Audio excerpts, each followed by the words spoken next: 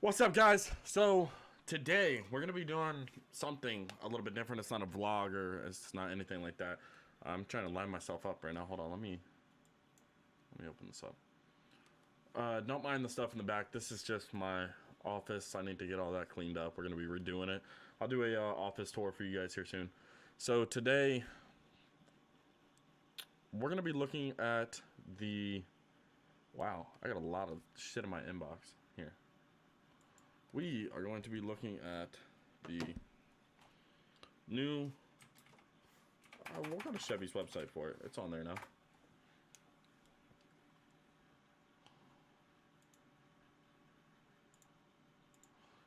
The new 2020 Corvette.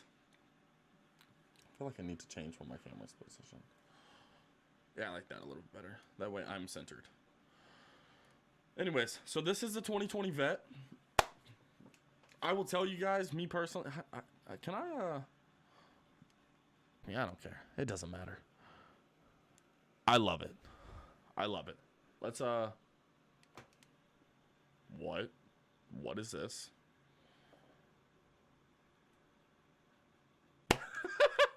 That confused me. Anyways, so now, Jesus, that was weird. Now I can go ahead and say that this is it. So let's take a look at it real quick. So this is the interior on it. And let's pull up the larger picture, right? Yeah, there we go. So, can I... No, it doesn't do anything. Just... Okay. Anyways. So... Oh, there. There we go. So it's got the push button transmission. You know, park, neutral, drive, manual. It's got this is the dial right here for the selectable drive modes. I think that's pretty cool that they put that with that they said there's two things in the car that has an actual knob, and that being one of them. And I want to say the volume up on the top left, up right here, is also in knob form. And then you got all this right here that is the climate controls, your basic climate controls. I think this is the driver side, this is passenger, or maybe, yeah, that would make sense because the driver's already up there. He can just tap that, and then this would be passenger. So we got driver, passenger, dual zone climate control. I don't know why I couldn't think of that word. Real thin AC vents. You know, you get your Bose audio still, leather premium interior. Love this steering wheel. Love the cluster here. Like, everything is just immaculate, in my opinion. You got the AC and heated seats. Well, cooled and heated seats. Let's see. But let's go back to the exterior for a second. You know, we got a couple shots here of the exterior that we can look at before we have to... no, I don't want videos. So, I'm going to go over this on my own. Alright, so I've heard rumors of what could be a convertible. I saw it. I love it. I wouldn't pay for this, like usually on Vets. I think the one right now is an extra $5,000. I wouldn't pay the extra $5,000 for it. I'm actually really looking into getting one of these without getting ripped off. So, I mean, because I'm sure you guys know, right now the demand is so high on them because since they just released them and everybody, it was taken very well from what I can see. The demand is so high on them that some dealerships are trying to sell it above MSRP, and you know, they're douchebags. But you know, I don't want to get ripped off on it. I'm really wanting to see it. I'm really wanting one under 60,000. I'm waiting to see the final number, which hopefully will be close to about 60,000, because that's, I mean, it's doable for most people. It's for me, but you know, I'm looking at some ways. Like I said, I love the car. I think they designed it phenomenally. You know, you got the splitters coming through here, cooling the brakes. This flows through here, cools the brakes and the motor at the same time, and then comes out the rear. I don't know. They implemented a trunk and a frunk. I mean, that's nice to me. I haven't seen that on a lot of mid-engine cars. They usually just say F the trunk. You get a frunk, and it's usually not even that large. It's really nice, really large. From what I was seeing, you can fit this golf bag, Corvette golf bag. I wonder if that comes with the car. I feel like it doesn't. But you can get a Corvette golf bag in there, fit that with the lid from what I was seeing. I love the wing. I do like the bigger wing. Have you guys seen the C8? What is it? The C8.R? Right now it's just a, the racing one, but right now it's just a basic camouflage thing. Tell me that doesn't look sick. That big wing looks dope. And then there's one of them that has all three shots stacked right there. I love it. I love it. Anyways, we're not talking about that right now though. We're talking about this guy. But you can actually, when I was playing around on Chevy's website, you can actually get a larger wing on the base one. I love the rims. Me personally, I would put different ones on it, but I do like them. I don't know. I think Chevy hit it out the park with this one, guys. I think Chevy nailed this one. It looks sick. It sounds sick. I'll show you a sound clip of it from one of the Street Speed 717. He got a sound clip of it. Sounds nasty. That's the vent I was telling you guys about. Runs to the motor and then back out the rear. That's the interior shot. There's a new updated touchscreen. You see it's got the 4G LTE. It's still got Wi-Fi and all that as well. It's got Android Auto and Apple CarPlay. My thing is, what is this? So I'm wondering if this right here is like a little thing that will tint the screen if it's too sunny out. That'd be cool. So yeah, this is probably your volume knob and your home button, which that's a home button. So the one thing that I loved about the C7s was the hidden compartment. I'm wondering if they kind of implemented a hidden compartment in this one, or if they just didn't. Reload the webpage.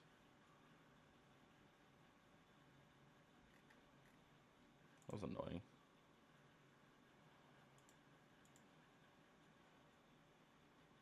So here they got the Corvette Stingray. Looks like a speaker right there by your head.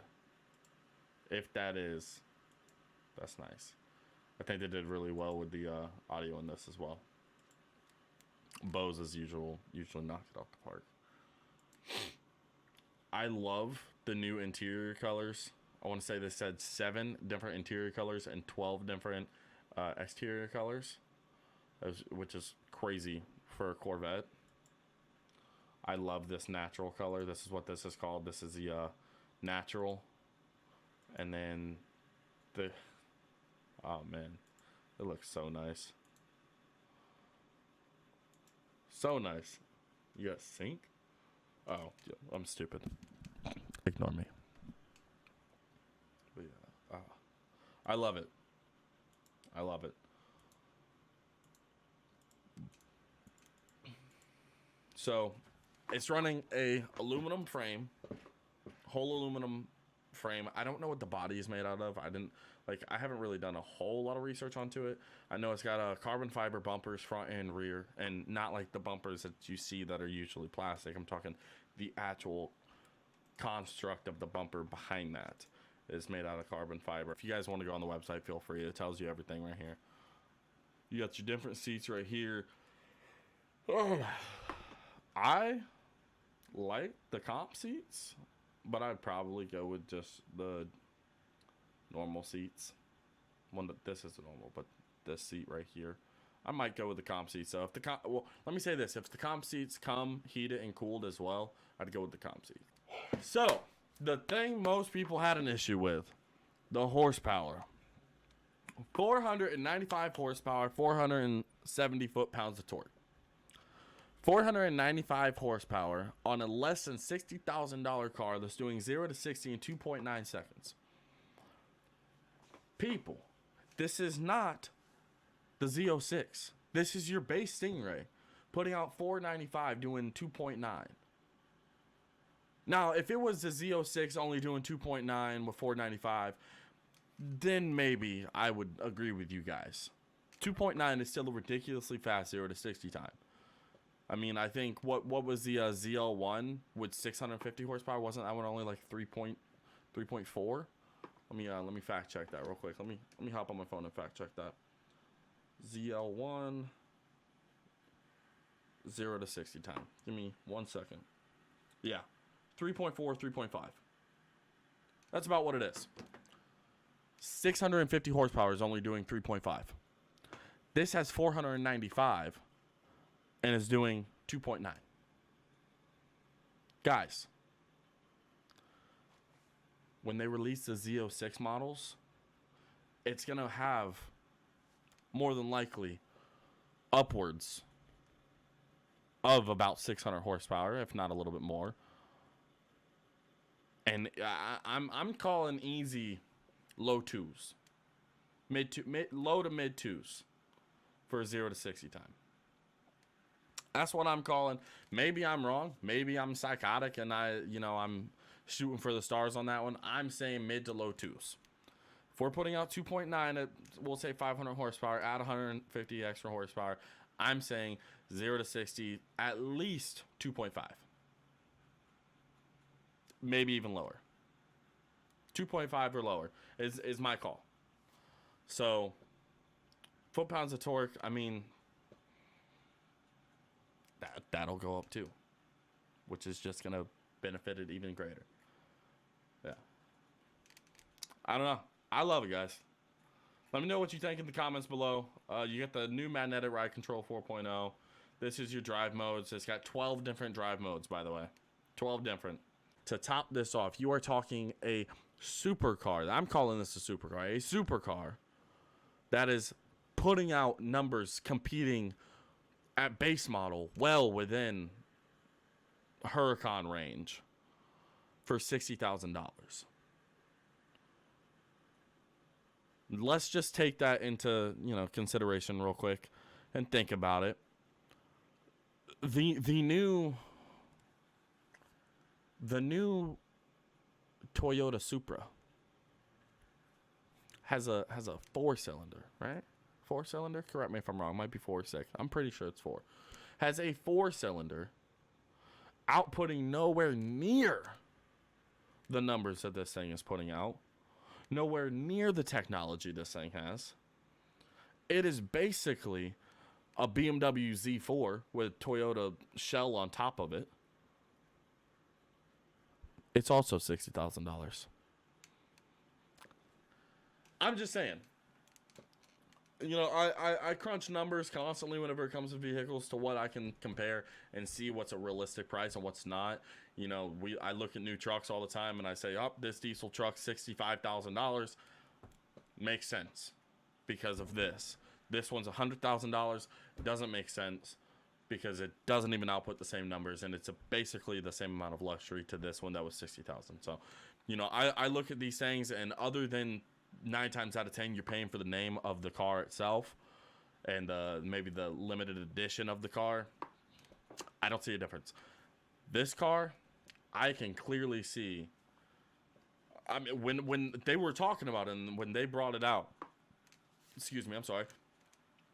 I saw this car and I go, okay, 120, 100,000, 80,000 minimum, or 80,000 minimum. 120,000 was like the maximum for base model. And then they said under 60. And my jaw dropped. And I know lie